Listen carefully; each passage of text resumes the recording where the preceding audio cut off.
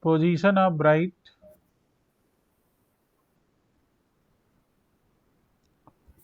and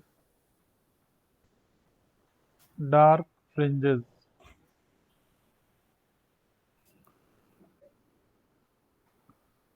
on the screen. So I think this is the third video of interference of light.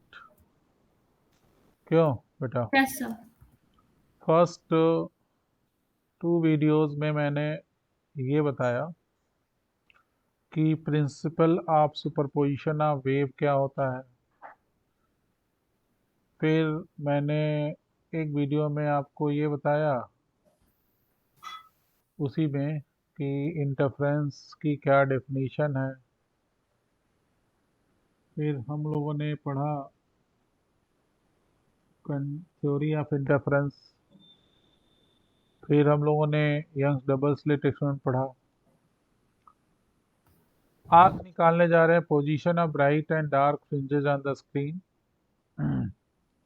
साथ में ओहो क्या हुआ sir? नहीं, कोलन फ्रिंज विड्थ, साथ में फ्रिंज विड्थ भी निकालेंगे। फ्रिंज विड्थ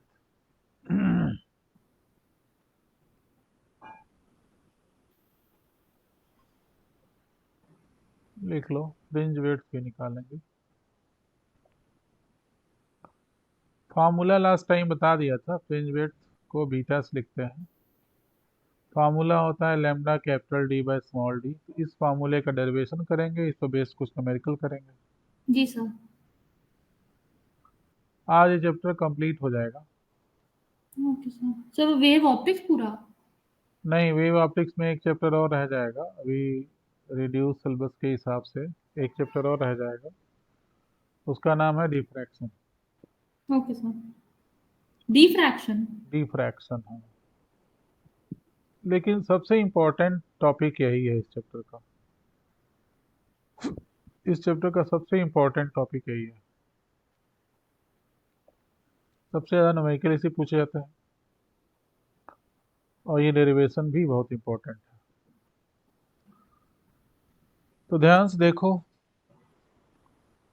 यहाँ पर मान लो एक लाइट सोर्स है, इससे लाइट आ रही है।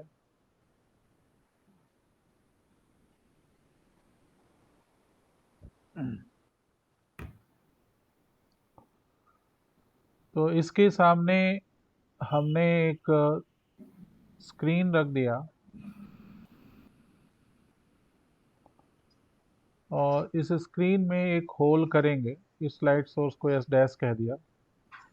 इस स्क्रीन में एक होल करेंगे तो ये सोर्स जैसा बिहेव करेगा। ये मोनोक्रोमेटिक लाइट सोर्स है। Okay sir. तो this one is a monochromatic light source, मतलब सिंगल कलर की light. Okay sir.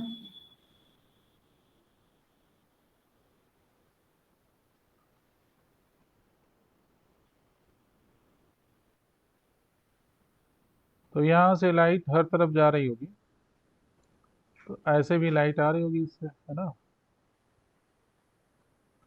Yes sir. तो कैसे? लाइट नहीं आई अभी।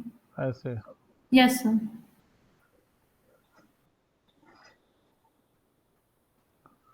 तो ये स्लिट है, फाइन होल को स्लिट कहते हैं हम लोग। इससे एक लाइट आ रही है, इसके सामने हमने दो लाइट सोर्स लगाए।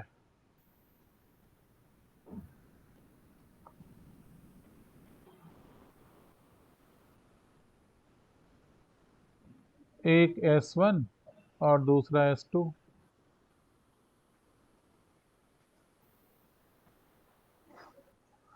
तो यहाँ से लाइट हर तरफ जाएगी, इधर भी जाएगी, इधर भी जाएगी, इधर भी जाएगी, हर तरफ जाएगी। सुन रही हो बेटा? Yes sir. तो S1 पर भी लाइट जाएगी। थोड़े ये होल दूर दूर बन गए, तो इसलिए इनको मैं इरेज करूंगा।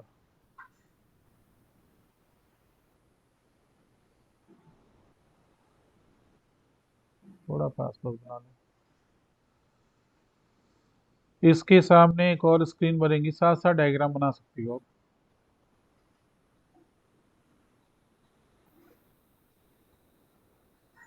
सो मैं आपके बनाने के बाद ही बनाऊं, क्योंकि फिर आप एक्चुअली कुछ एडिट वेडिट कर देते हैं ना बाद में, तो मेरे को काटना पड़ जाता है। ओके ठीक है, वेट कर लो फिर, ध्यान से देखो फिर। ये S1 और ये S2। तो यहाँ से जो लाइट आ रही है यस सर। वो दो पार्ट में बढ़ जाएगी। लाइट तो और भी जगह जाएगी, पर जहाँ से लाइट पास होके निकल जाएगी हम उसको बना रहे हैं। S से S1 पर लाइट जाएगी और S से S2 पर भी लाइट जाएगी।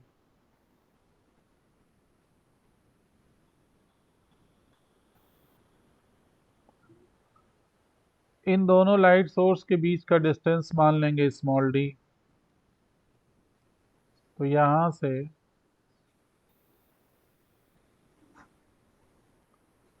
ये डिस्टेंस स्मॉल d है।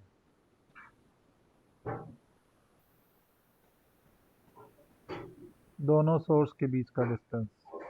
Yes sir. ये स्क्रीन का मिड पॉइंट है, इसको नाम दे दे रहे हैं O। अब S से लाइट इस स्क्रीन पर हर जगह पहुंचेगी। जैसे यहाँ से कोई लाइट लोगी यस सर। तो इस स्क्रीन के ऊपर हर जगह पहुंचेगी लाइट, यहाँ भी पहुंचेगी, यहाँ भी पहुंचेगी, ऐसे हर जगह लाइट पहुंचेगी। देख रही हो ना? Yes sir.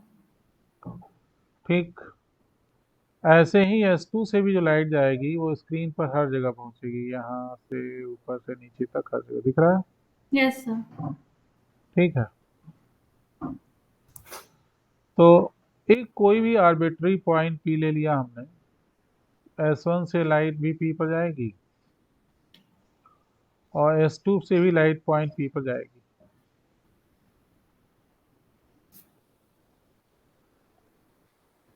ये पाथ लेंथ छोटा है, ये पाथ लेंथ बड़ा है। लेकिन इसके पहले देखो, तो S से जो लाइट चली है वो S1 तक पहुंचने में जितना डिस्टेंस मूव करी है, S2 तक पहुंचने में उतना ही डिस्टेंस मूव करी है ना?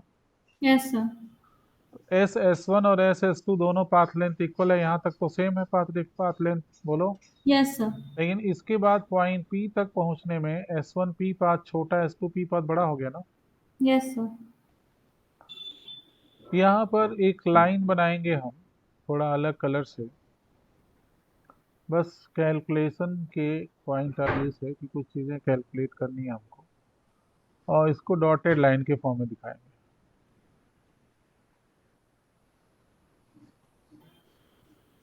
चलो डायग्राम समझ लो तभी बनाना। ठीक है।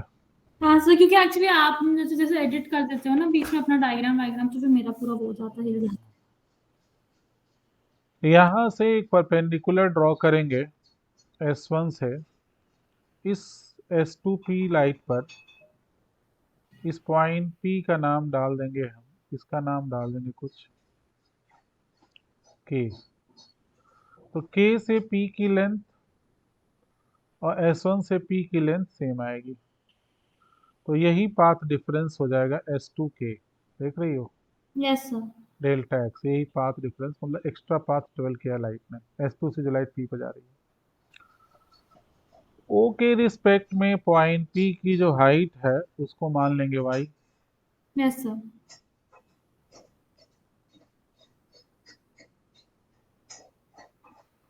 तो O के रिस्पेक्ट में पॉइंट P की हाइट मान लिया हमने y। ठीक है। ये डिस्टेंस, इस पॉइंट का नाम रखेंगे m, जगह वहां नहीं है तो यहाँ लिख दे रहे हैं m। ये पॉइंट O है और इनके बीच में जो डिस्टेंस है वो कैपिटल D है। Yes sir. बेटा अगर ये एंगल थीटा है तो फिर ये एंगल भी थीटा ही आएगा, कॉमन। Yes sir. ठीक है, सिंपल ज्योमेट्री लगा के निकाल सकती है थीटा। ठीक, समझ में आया बेटा? जी सर। तो S1 से जो लाइट P पर जा रही है इसका पाथ लेंथ छोटा है, S2 से जो लाइट P पर जा रही है पाथ लेंथ बड़ा है, और जो पाथ डिफरेंस है वो डेल्टा एक्स है। ठीक है। अब डायग्राम बना लो। ठीक है, डायग्राम बना लो फिर आगे एक्सप्लेन करेंगे हम। ठीक है, ठीक, अब कोई एडिट नहीं करना। समझ में आ गया? Yes sir. तो हम लोग इस फार्मूले को डिराइव करने जा रहे हैं, लेकिन उसके पहले फाइंड करेंगे position of bright and dark fringes on the screen. सुन रही है बेटा? Yes sir. तो मैंने ये बताया कि S से S1 का पाथ लेंथ जितना है वही S से S2 का पाथ लेंथ है, यस। लेकिन S1 से जो लाइट P पर गई है वो पाथ लेंथ छोटा है, जी सर। S2 से लाइट P पर गई है वो पाथ लेंथ बड़ा है। और यस पाथ सर। डिफरेंस साफ साफ दिख रहा है, डेल्टा एक्स के इक्वल है ना? Yes sir. दिख रहा है ना यहाँ पर, डेल्टा एक्स के इक्वल है। बोलो बेटा। Yes sir. तो ये पाथ डिफरेंस निकालेंगे। तो यहाँ पर एक छोटा सा ट्रायंगल है, लिखेंगे फ्रॉम ट्रायंगल, साथ साथ लिखना समझ में आएगा। फ्रॉम ट्रायंगल S1 S2 के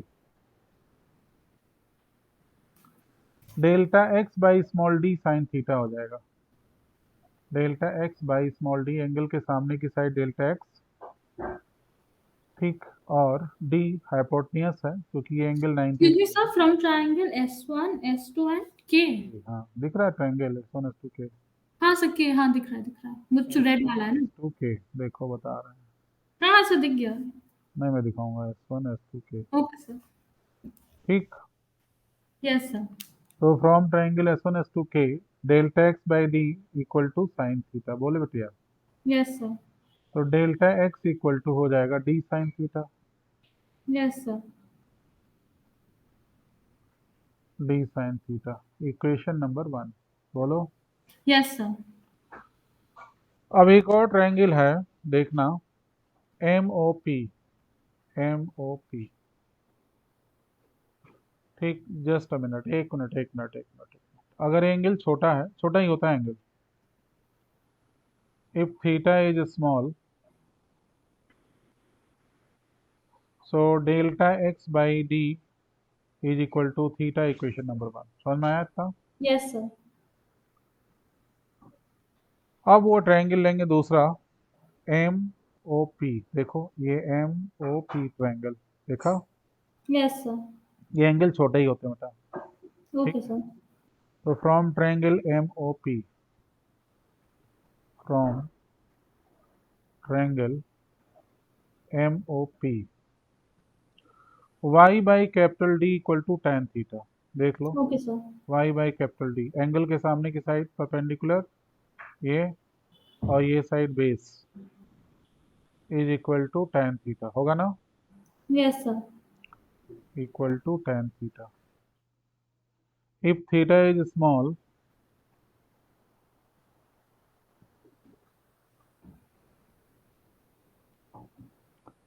if theta is small, again छोटा ही होता है प्रैक्टिकली, तो y by D equal to theta. RHS of both equation are same, though so LHS can be taken as equal. So from 1 and 2, delta x by d is equal to y by capital D. Delta x by d equal to y by capital D. Therefore, delta x equal to y into d by capital D, equation number 3. This is very important, taken as a formula. So delta x equal to y into d by capital D. Okay sir. ठीक है। अब देखो delta x path difference है ना? बोलो। Yes sir. पिछली classes में पढ़ाया था कि जब ये पाथ डिफरेंस n लेमडा होगा तो ब्राइट की कंडीशन होगी, ब्राइट फ्रिंजेस मिलेंगी, और जब ये delta x 2n minus 1 lambda by 2 होगा तो डार्क फ्रिंजेस मिलेंगी। ठीक है, तो हम बात करेंगे पहले position of bright fringes on the screen. Position of bright fringes, fringes means पट्टियां जो मिलती हैं, हाँ हाँ sir. Fringes on the screen.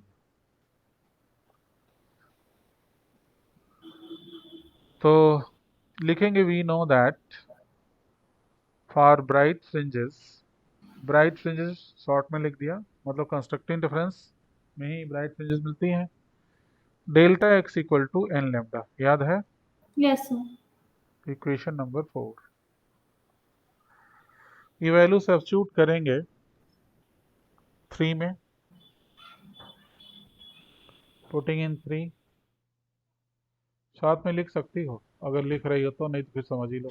नहीं सर, मैं अभी लिख नहीं रही थी, अब मैंने एंड में लिखना रुक स्टार्ट कर दिया। जाओ, समझ लो। पुटिंग इन 3, तो डेल्टा एक्स के ऊपर एन लेमडा रख देना। Yes sir. तो Y D Y capital D, बोलो बेटा।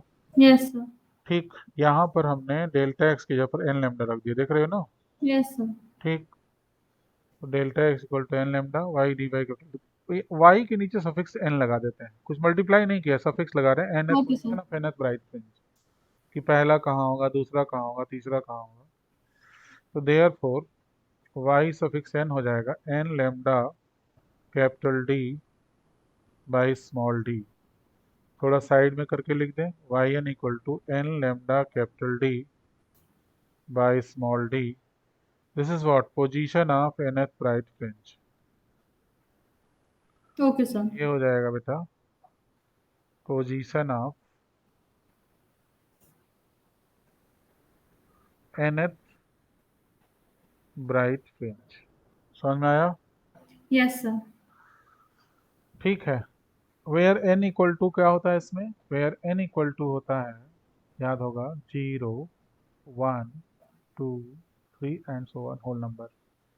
ठीक, अब देखो ये क्या किया हम लोगों ने, हम लोग यहाँ पर y n की डिफरेंट वैल्यूज जब रखेंगे ना, तो y यस। की वो वैल्यूज मिलेंगी जहाँ जहाँ ब्राइट मिलेगा। मान लो ये पहला ब्राइट है तो y1 ये हो जाएगा, ये दूसरा ब्राइट है तो ये y2 हो जाएगा, ये हाइट, ये तीसरा ब्राइट है तो ये y3 हो जाएगा, ये चौथा ब्राइट है तो ये y4 हो जाएगा। मतलब कहाँ कहाँ पर ब्राइट फ्रिंजेस मिलेंगी उसकी पोजीशन निकल गई है। ठीक है,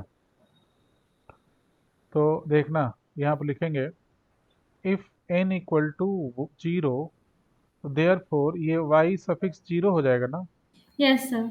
और राइट में 0 आ जाएगा ना रखोगी तो। Yes sir. ये हो जाएगा position of central bright fringe, position of central bright fringe. तुम फुल फॉर्म लिखोगी जब आओगी तो। हाँ हाँ सर, डोंट वरी। ठीक है, if n equal to 1, therefore y1 equal to, n के ऊपर 1 रखो, तो क्या आएगा, lambda capital D by small d, lambda capital D by small d, position of first bright fringe. If n equal to 2, therefore y2 equal to 2 रखो यहाँ पर, तो 2 lambda capital D by small d, ये हो जाएगा position of second bright fringe, and so on, होता चला जाएगा ऐसे ही, yes sir. Dash dash dash. ठीक, n इक्वल टू 1 पर ये position of nth bright fringe तो है ही है, बोलो। Yes sir. अब फ्रिंज विड्थ निकालनी है तो देखो क्या करेंगे, एक डायग्राम फिर से थोड़ा समझाते हैं।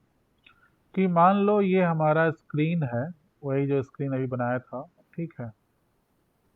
ठीक, ये स्क्रीन है जिस पर एक पॉइंट हमने बीच में लिया था O, ठीक है, बोलो बेटा।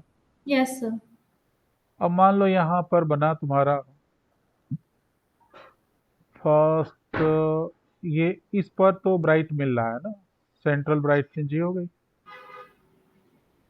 Central bright fringe. यहाँ पर मान लो बना फर्स्ट ब्राइट फ्रिंज, यहाँ मिला सेकेंड ब्राइट फ्रिंज, यहाँ मिला थर्ड ब्राइट फ्रिंज। समझ मारी बात, बोलो बेटा। Yes sir. तो अब फ्रिंज विड्थ निकालनी है तो क्या करेंगे, अगर हम मान लो ये सेंट्रल है तो 1 2 3 4 5, फिफ्थ ब्राइट फ्रिंज की पोजीशन में से फोर्थ ब्राइट फ्रिंज की पोजीशन को माइनस कर दें तो फ्रिंज विड्थ निकल नहीं जाएगा, बोलो। Yes sir. या फोर्थ में से थर्ड को माइनस कर दे तो भी निकल जाएगा, यस थर्ड सर। में से सेकंड को माइनस कर दे तो भी निकल जाएगा। तो हम लोग डेरिवेशन में जनरल टर्म में करते हैं। Okay sir. जब फ्रिंज विड्थ निकालना होगा ना, तो nth में से n-1 को माइनस करेंगे, ठीक है। Okay sir. देयरफॉर सबसे इंपॉर्टेंट चीज जो आने जा रही है वो है fringe width. Fringe width beta equal to yn minus yn-1।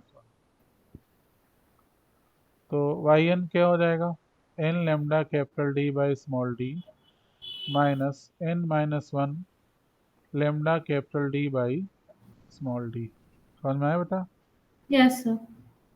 ठीक, तो क्या कॉमन है, lambda capital D by small d common है, yes sir. n minus n plus 1 हो जाएगा ना।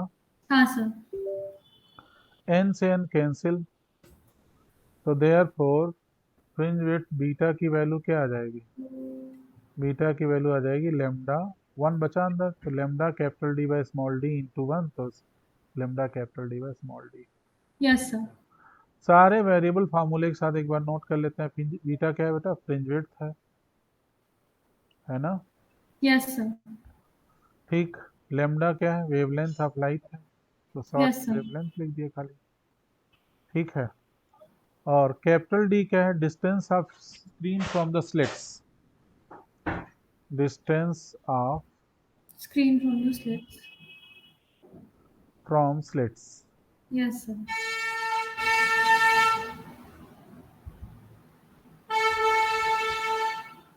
स्मॉल डी क्या है? डिस्टेंस बिटवीन टू स्लिट्स, यही है ना? Yes sir.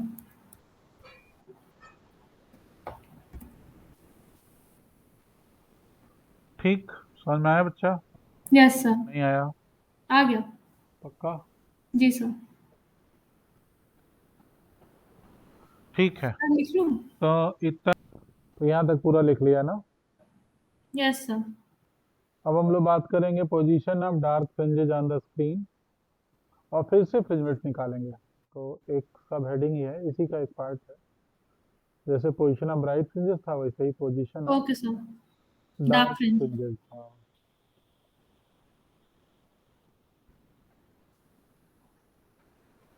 On the screen colon fringe width.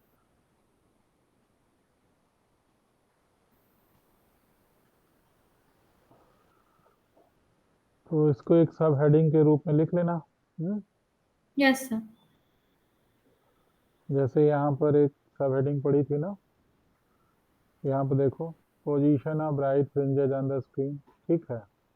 Yes sir. और फ्रिंज विड्थ भी निकाला था हम लोगों ने। तो वैसे ही अब हम लोग डार्क फ्रिंज की पोजीशन पता करेंगे। शुरुआत होगी यहीं पर, इस इक्वेशन से। ये जो इक्वेशन है वाई एन इक्वल टू, नहीं नहीं नहीं, जस्ट अ मिनट, शुरुआत होगी इस इक्वेशन से जो यहाँ पर है, इक्वेशन थर्ड। ठीक है, इस इक्वेशन को याद कर लो। इसको लिखने जा रहे हैं दोबारा, delta x equal to y d by capital D. तो लिखेंगे we know that delta x equal to y d by capital D, equation number 3 था, ये 3 लिख दिया। तो वी नो दैट, ये हम लोग जानते हैं। अब बात करेंगे for dark fringes,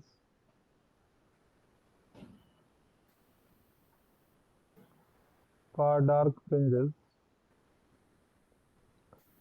delta x की वैल्यू होती है 2n माइनस 1 लेमडा बाई 2। याद है? Odd half multiple of wavelength, हाँ सर। वेयर n इक्वल टू, यहाँ पर होल नंबर्स थे 1 2 3 4 एंड सो ऑन। ठीक है। Okay putting sir. In equation 3, putting in equation 3, sir मुझे लग रहा है आपको मुझे ये वाला एक और बार समझाना पड़ेगा, ये थोड़ा लंबा ठीक है है। मैं समझा दूँ। पुटिंग इन इक्वेशन 3, अभी एक बार जैसे पूरा, ठीक है, ये इक्वेशन लिख लो पहले एक बार, ठीक है ना? फिर अपना लिखे हुए से पहले समझ लेना, फिर बता देना, जो जो लाइन नहीं समझ में आएगा दोबारा सुनाऊंगा, ठीक है? Yes sir. क्योंकि ये चीज हम पढ़ा चुके हैं। हाँ सर। तुम कॉपी में देखोगी तो पीछे लिखा हुआ मिलेगा कि अगर path difference odd half multiple of wavelength था तो डिस्ट्रक्टिंग डिफरेंस मिलता जी है। सर। ये तो तुम्हारे सामने आया है, ठीक है, अभी यस डिराइव सर। हुआ है। एक्चुअली होता क्या है ना, जब पुरानी चीज याद नहीं रहती है और फिर से रिपीट होके आ जाती है, तो वो हाँ लगता सर। है कि हमको याद तो है नहीं, समझ, याद नहीं है, हाँ सही फिर कह रहे लगता है कि समझ में नहीं आ रहा है। इसीलिए पीछे की हर क्लास में जो भी पढ़ाया जाता है वो आपको याद रहना चाहिए, है ना? उसको कई बार लिख करके प्रैक्टिस कर लेनी चाहिए। चलिए कोई बात नहीं, इसको देख लेना, ठीक है ना, कि ये चीज़ लिखवा रखा है मैंने, याद करा रखा है, पढ़ा हैं। रखा हाँ सर, नहीं सर ये तो याद है कि आपने ब्राइट फ्रिंज डार्क फ्रिंज का मतलब वो सब कराया है। था। तो पुटिंग इन 3 में रखो, तो जो डेल्टा एक्स है इसकी value 2n minus 1 lambda by 2 यहाँ रखने जा रहा है, देख रही हो ना? जी सर।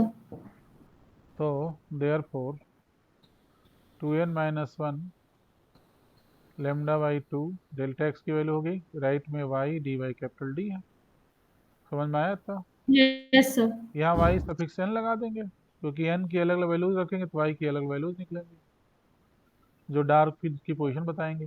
तो therefore y n equal to हो जाएगा 2n-1 lambda by 2 as it is, copy कर लो, कैपिटल डी ऊपर मल्टीप्लाई हो जाएगा बाई 2 है, समझ में आ गया, कैपिटल डी यस सर। और स्मॉल डी नीचे आ जाएगा। तो ये हो जाएगा हमारा position of nth dark fringe, position of nth dark fringe, ठीक, वेयर n इक्वल टू होता है इस केस में 1 2 3 4 इंटीजर्स होते हैं, yes 1 sir. 2 3 4 and so on. समझ में आया? Yes sir. तो अभी मेरे पास स्पेस नहीं है तो मैं इसको डिलीट मारूंगा, तो नोट कर लो यहाँ तक पूरा फटाफट। तो मैं इस इक्वेशन को दोबारा कॉपी कर रहा हूँ, yes y sir. N equal to 2n-1 lambda capital D by 2 small d. ये है हमारा position of nth dark fringe, यही बताया ना, yes sir. Where n equal to क्या बताया, 1 2 3 एंड सो ऑन। तो if n equal to 1 therefore, क्योंकि सेंटर पर तो ब्राइट बन गया है, वहाँ पर यस सेंटर पर तो सर। डार्क बनेगा नहीं, नहीं सर। और सेंटर के जस्ट ऊपर नीचे 1 काउंट करेंगे अब डार्क के हाँ लिए, सर। और डार्क के ऊपर जो पहला ब्राइट होगा उसको फर्स्ट ब्राइट गिनेंगे। Yes sir. सेंटर के बाद जैसे मान लो ये सेंटर है, यहाँ पर ब्राइट बन गया है ना, यस सर। तो अब ये डार्क हो गया, ठीक है, यस सर। ब्राइट को ब्लू से थोड़ा कर दे रहे हैं, ये डार्क हो गया, तो ये फर्स्ट डार्क हो गया। अब ये फर्स्ट ब्राइट कहलाएगा, समझ रहे ना, बोलो। Yes sir. और ये सेकेंड डार्क हो गया, फिर यस सर। ये सेकेंड ब्राइट हो गया। तो central bright, first bright, second bright, yes sir. First dark second dark, समझ में आ रहा? Yes sir. सेम पैटर्न ऊपर नीचे रहता है, ठीक है। तो y1 इक्वल टू हो जाएगा, n की वैल्यू 1 रखो यहाँ पर, तो 2 इंटू 1 2 माइनस 1 1 आ हाँ जाएगा, सर। तो lambda capital D by 2 small d. तो ये हो जाएगा position of first bright fringe, जी position sir. Of first bright fringe. If n equal to 2 therefore y2 equal to 2 into 1 2 4 minus 1 yes 3 sir. Lambda capital D by 2 small d. तो ये हो जाएगा position of second bright fringe. If n equal to 3, therefore y3 equal to 5 lambda capital D by 2 small d। ये position of third bright fringe हो जाएगा, and so on. समझ में आ रही बात? Yes sir. And so on.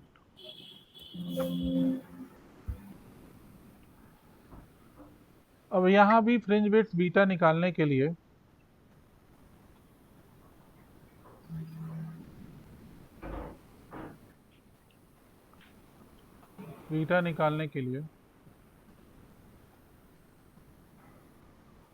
yn minus yn minus 1 कर दूंगा,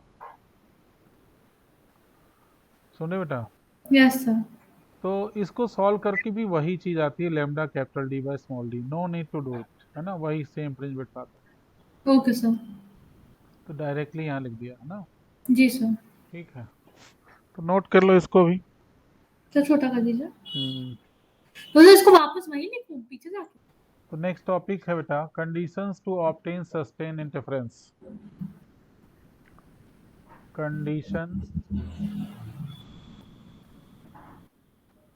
to obtain sustain interference.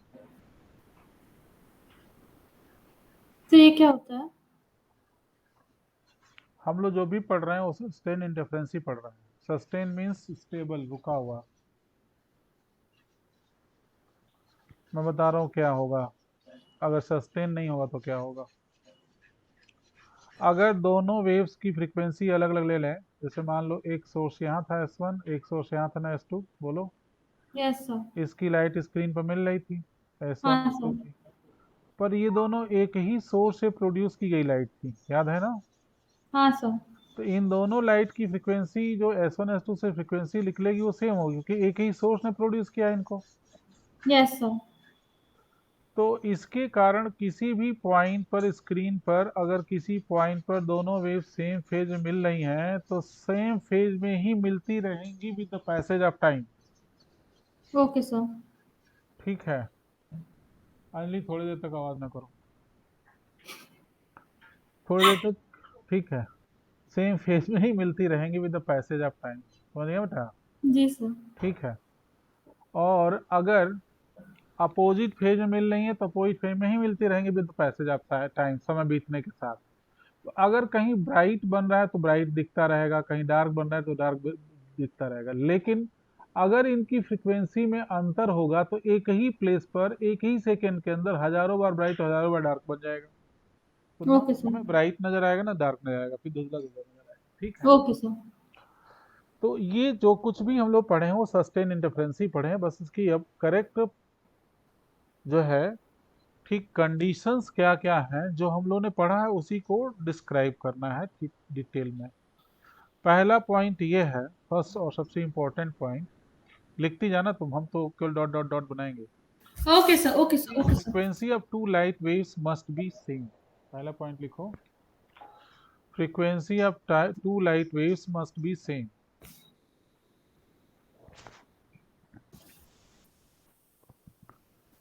Frequency of two light waves must be same.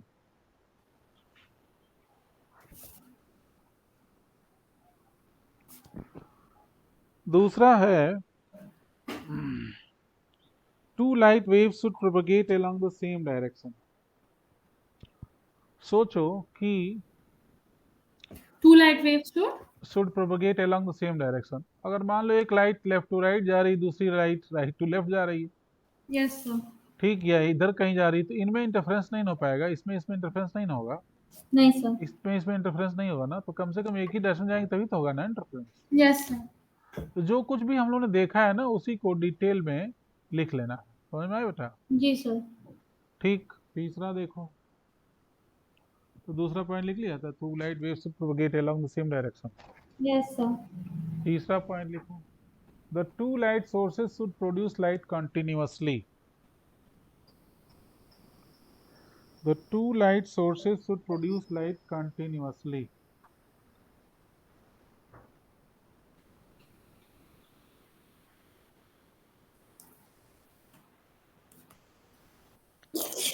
No god. The two light sources should produce light continuously.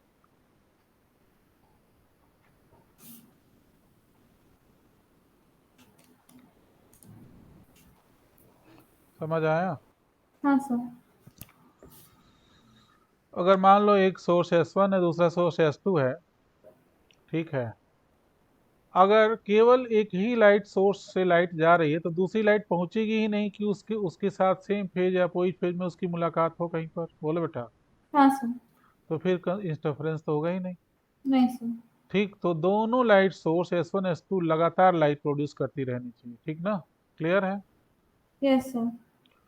ठीक, तीसरा point हो गया। चौथा point लिखो, the distance between to source should be small. मान लो S1 यहाँ है और S2 जो है 4 किलोमीटर नीचे है, तो इनकी लाइट मिलते मिलते तो इंटेंसिटी कम हो जाएगी, क्यों? Yes sir. तो फिर वो वहाँ इंटरफेरेंस होगा तो कुछ पता ही नहीं चलेगा।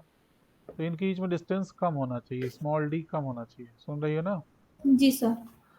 The distance between two sources should be small. लिख लिया चौथा पॉइंट? Yes sir. पांचवा पॉइंट लिखो, तो width of slit should be narrow. ये जो सोर्स की विड्थ होती है ना S1 S2 की, ये नैरो होनी चाहिए, नहीं तो इसी के अंदर कई सारे सोर्स ऑफ लाइट प्रोड्यूस हो जाएंगे। ठीक है, yes sir. The width of sources should be narrow, या slit should be narrow. Slits लिख लो, ज्यादा अप्रोप्रिएट है। Width of slits should be narrow. ठीक है, पांचवा पॉइंट हो गया। Yes sir. The phase difference between the two waves should be 0 or constant. The phase difference between the two sources should be 0 or constant.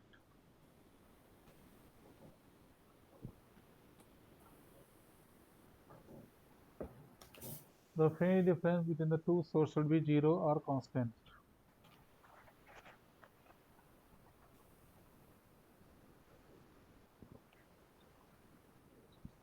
लिख लिया?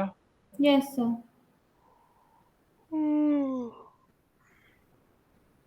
Final last point लिखो. The two sources should be coherent. The two sources should be coherent.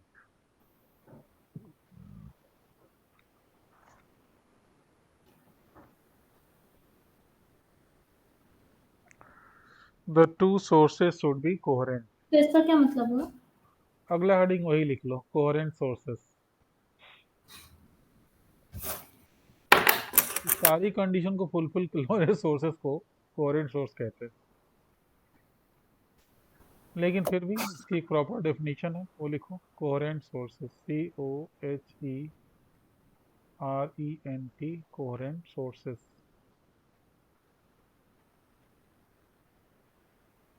लिखो, two sources are said to be coherent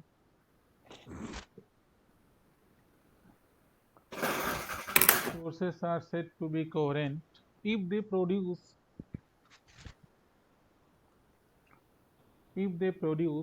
light waves of equal frequency. If they produce light waves of equal frequency with sharply defined phase difference between them. If they produce light waves of equal frequency with sharply defined phase difference between them. अब कहोगी sir sharply define means क्या होता है? नहीं sir, वो पता है कि मतलब जो बहुत अच्छे से दिखे ना. नहीं. अच्छा, जो कम दिखे. लिखो, अलग से लिख लो. Sharply define means phase difference between them should be 0 or constant. Okay, phase difference between them should be 0 or constant. So this is all about this chapter. ठीक है, तो परसों मैं आता हूँ ऑफलाइन, है ना? सर. ठीक, तो मम्मी ने अलाउ कर दिया? हाँ सर. ओके.